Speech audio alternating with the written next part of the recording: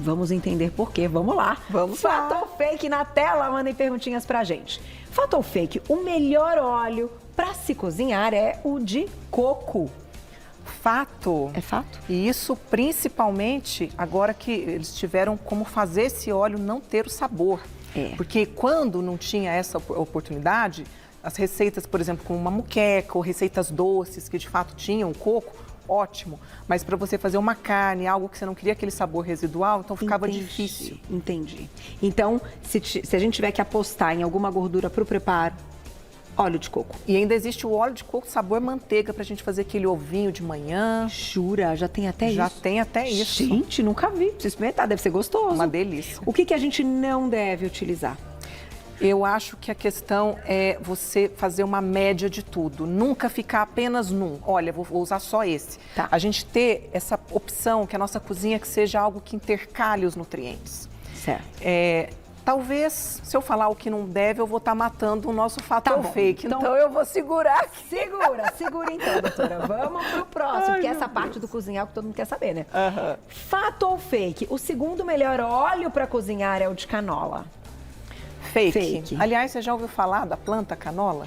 Já ouvi, na época que o óleo de coco surgiu e tal, eu me lembro que teve uma polêmica, né? Porque o que acontece? A planta chama couza. Canola, ele é um nome que é para Canadian Oil Low Acid, que é um ácido canadense, né? Um óleo que foi feito para diminuição do próprio teor de ácido, né? Tá. E isso, o que acontece? Usado na culinária, ele inicialmente não foi feito para essa função, mas usado na culinária, ele vira, na hora de aquecer, o ácido erússico, que é extremamente ruim para os vasos. Então, definitivamente não é algo bom. E ele tem um custo baixo, por isso ele começou a ser utilizado dessa forma? Exatamente, porque a gente tem que pensar muito nessa questão da acessibilidade, né? Porém, quando a gente está falando em o que é melhor para a saúde, de fato algum vai ser o óleo de canola. Tá aí, gente, então a doutora já explicou o motivo. Daqui a pouquinho, quem quiser perguntar mais, mande mensagem. Próximo, olha lá. Fato ou fake, a banha de porco usada para cozinhar é melhor do que o óleo de canola? Fato. Você sabia que 58% da banha do porco é insaturada? Não. E que uma parte dela, em torno de 44%, tem o mesmo ácido do azeite? Jura? Não mesma sabia. Composição do azeite. E se a gente for pensar, antigamente, quando as pessoas de fato só usavam isso, se tinha menos problemas do que se tem hoje. Entendi. Então, a gente vai pegar o início da década lá, 1911, que começou esses óleos vegetais. Nessa época, pouco tinha infarto. Entendi. Em 1930, nos Estados Unidos, tinha 30 mil infartos por ano. Em torno de 10 anos depois que iniciaram esses óleos vegetais, aumentou para 300 mil. Por quê? Para você ter um óleo na prateleira, não ficar rançoso, então tem que fazer o processo de hidrogenação parcial. Entendi. Que também tem a questão da gordura trans. Puxa vida. Então é só sobre tudo isso, Carol. E vou aproveitar, vou colocar o próximo fato ou fake, mas eu vou te deixar uma pergunta também. O que é pior? Ai, ai. O excesso de gordura ou o excesso de açúcar? Excelente pergunta. Eu tenho aquele livro. Excelente. Sabe o livro que eu tô falando que compara, conta essa história toda aí do tempo, por que veio muita coisa com açúcar para compensar, para tirar a gordura, mas de fato, com o que a gente tem que se preocupar, certo? Já já você me conta e fato ou fake na tela. Olha lá, fato ou fake, grande parte do aumento da incidência de infarto agudo do miocárdio se deve às gorduras animais que são saturadas. A doutora vai juntar tudo e já já ela vai contar. Seguinte, deixamos aí um fato ou fake que a doutora já vai emendar com a pergunta que eu deixei também. Grande parte do aumento da incidência de infarto agudo do miocárdio se deve às gorduras animais que são saturadas. Isso é fato ou é fake, doutora? É fake. É fake. Assim, a questão da gordura saturada, ela é um ponto. A questão do açúcar, a gente pensa que colesterol, que triglicerídeos, que tudo isso está relacionado à gordura. Mas aí, voltando àquela tua pergunta e já juntando com tudo isso, o açúcar tem sido o grande vilão. E com essa minimizada da indústria alimentícia, quando a gordura ela foi considerada vilão, retirou-se, que é o que o livro que você falou fala, né? Retirou-se toda essa gordura e foi colocado o que no lugar? O açúcar. e foi visto que foi um tiro no pé. O problema está sendo, junto com tudo isso, as pessoas fazerem cada vez mais, serem sedentárias, menos exercícios, mais estresse, menos qualidade de sono. Então, a causa não é uma coisa única. É uma causa múltipla. O excesso de industrializado, o excesso de caloria, excesso de açúcar, excesso de gordura trans, sedentarismo e estresse. Essa é uma grande causa, sem dúvida alguma.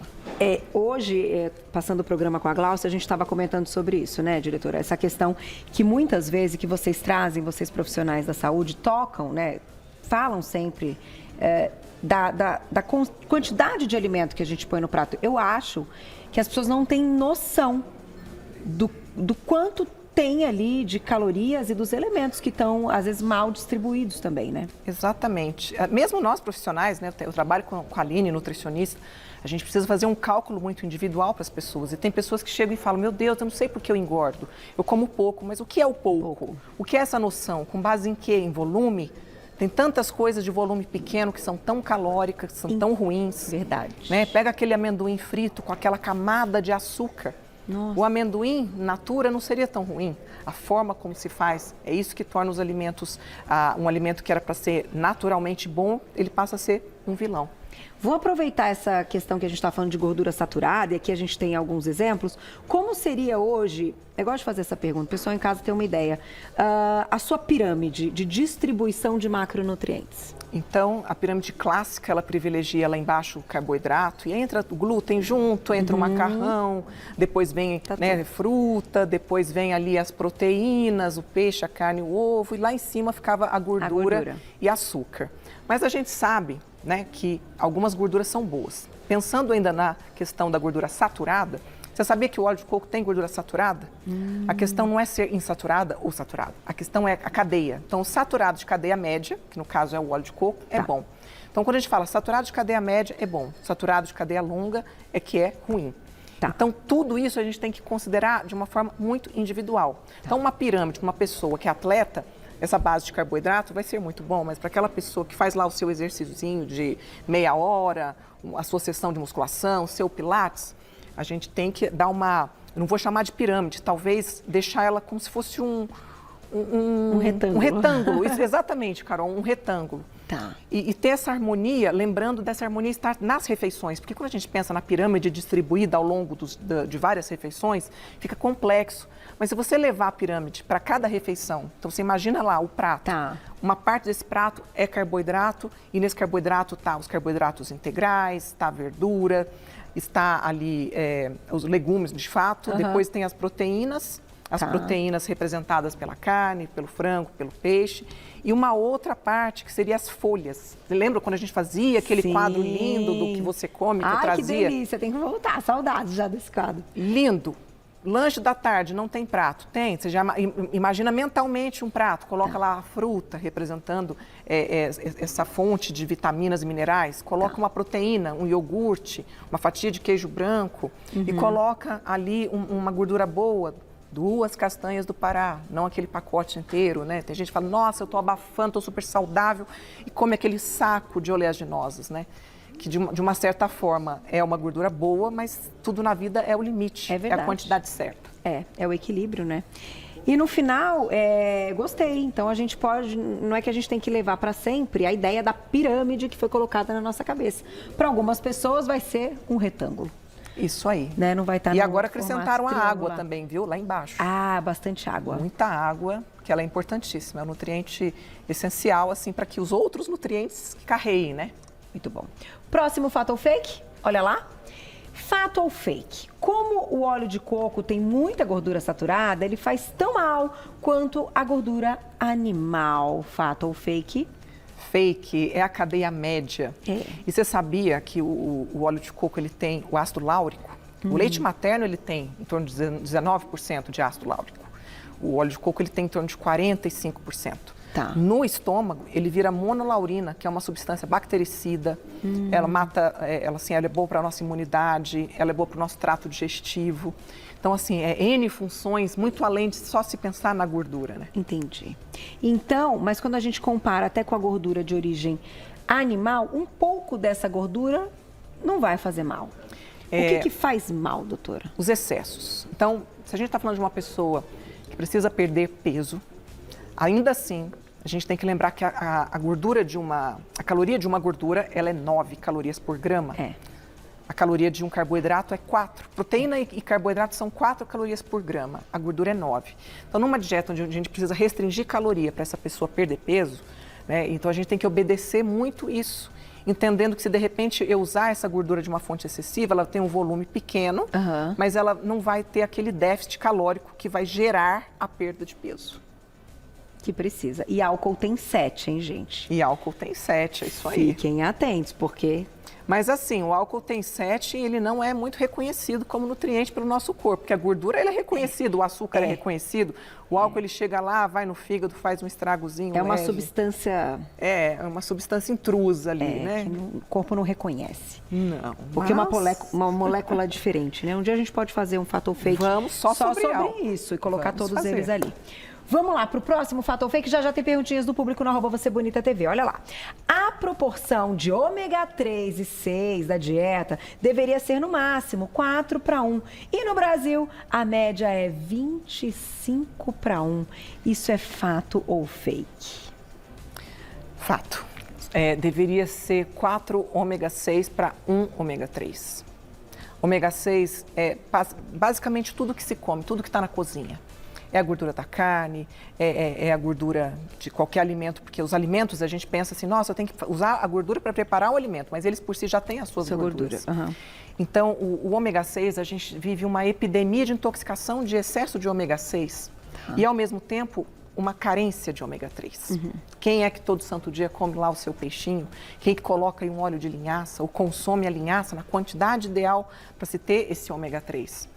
E é esse padrão discrepante de 25 ômega 6 para 1 é que faz com que as pessoas estejam cada vez mais inflamadas, gerando situações inflamatórias, tanto da inflamação que dói, quanto da inflamação silenciosa, que é aquela inflamação subclínica que vai inflamando silenciosamente as nossas células e predispondo a gente a uma série de doenças. Então, a suplementação vai ajudar nesse caso? Sem dúvida.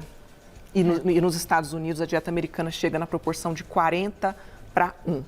Sério? 40 ômega 6 para 1 ômega 3. Gente, que perigo, né? Precisamos estar atentos. Tem perguntinha do público, olha lá quem escreveu pra gente na tela. Obrigada, Ângela, um beijo. Eu posso usar dendê para colocar na salada ao invés de azeite? Ô, delícia! O dendê é gostoso, mas... Essa deve ser arretada, né? O azeite... O azeite ele é o melhor para ser colocado. É claro que ali a gente está falando de alguns pratos típicos, talvez, né? A culinária baiana, ela usa muito, né? Então, a gente falou sobre o melhor óleo para cozinhar, que seria o óleo de coco, mas o melhor óleo para se temperar uma salada, para se usar a frio, é o azeite de oliva extra virgem. E aí o dendê ele vai caber na questão culinária. Ah, não pode usar nunca? Pode.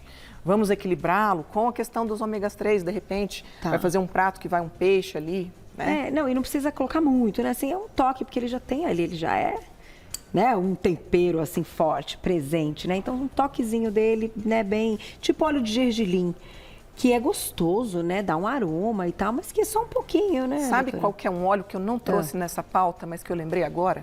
Que é fantástico para usar tanto na culinária, para dar um temperinho, quanto em cápsula? O óleo de orégano. De orégano? Ele é extremamente, do ponto de vista culinário, ele é muito aromático, ele é muito agradável, ele assim, combina com muita coisa e do ponto de vista funcional, ele é fungicida. Então, sabe-se, nosso terreno biológico, nosso corpo, ele tem uma série de parasitas, né? Desde vírus, bactérias, fungos quando a pessoa introduz na sua dieta o óleo de orégano, essa parte fúngica, ela fica mais equilibrada. Sensacional, temos que fazer uma pauta também só sobre isso, doutora Eliana. Gente, é muita informação. Tem mais perguntinha, dá tempo, olha lá quem escreveu pra gente. Obrigada, Gisele, um beijo. Por que o óleo de coco tem fama de ser bom, mas ele mostra na tabela que tem alto teor de gordura saturada?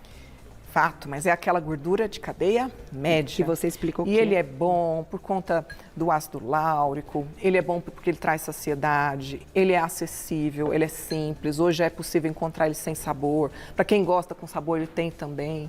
Então, é por N motivos que ele deve ser indicado.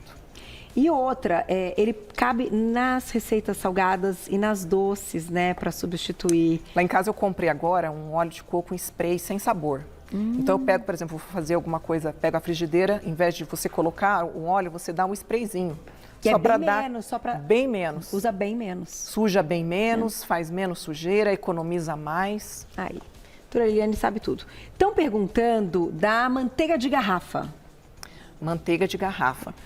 A manteiga, ela tem, vamos falar da manteiga clássica, né? Depois a gente pode dividir, manteiga de garrafa, manteiga ghee. Tá. Então, a manteiga, ela tem uma função muito importante, né, que é o ácido butírico, que é importantíssimo para o nosso trato intestinal e para uma série de outras funções no nosso corpo.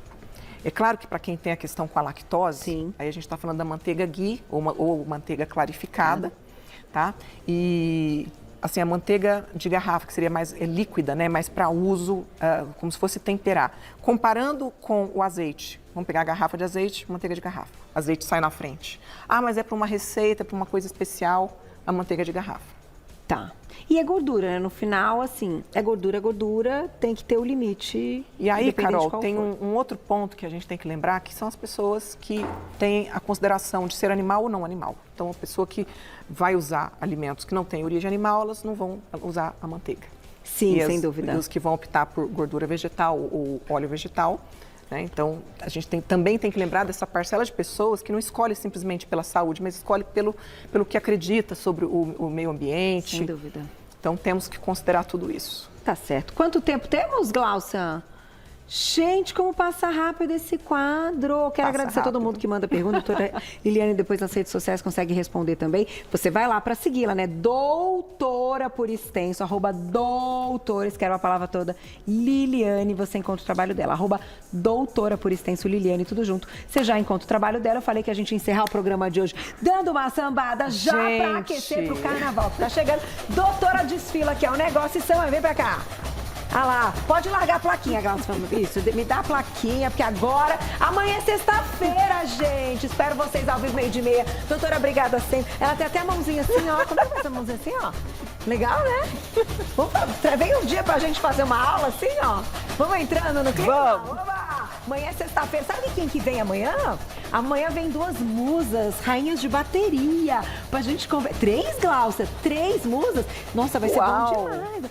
Mas eu acho que a doutora Liliane também tinha que vir, porque ela é muito Ó que eu venho, hein, Gláucia? Olha lá. Ah, vai ter aula de samba semana que vem também, Gláucia? Então, aula de samba semana... Olha essa...